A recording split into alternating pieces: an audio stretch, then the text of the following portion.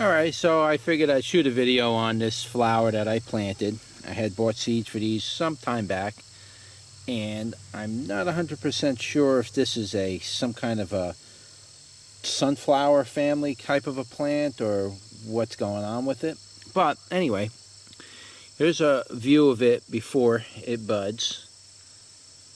And that's like the bud. And here's the leaves.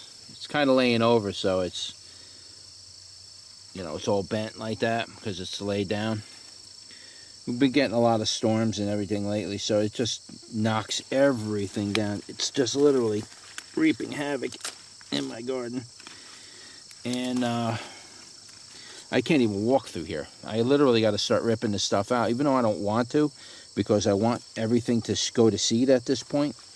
There's really not much left for me to harvest other than some basil, and some of the turnips I guess could come up, and parsnips can come up. I got some kohlrabies ready to go.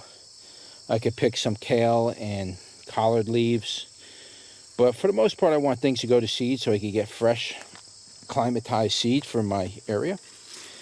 But let me show you this flower, and this is what the flower looks like when it's fully opened. Isn't that gorgeous? It's a beautiful flower.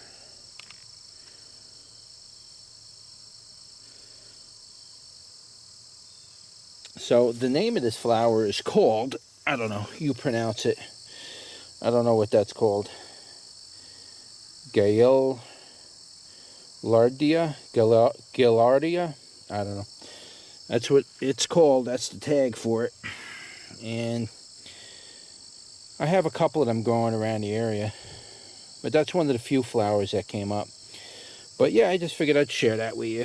Short little video, I guess, of the Gaillardia. Alright, so we'll be saving seeds from this one. Alright, thanks for watching. Don't forget to like, share, and subscribe, and I'll see you on the next one. Take care.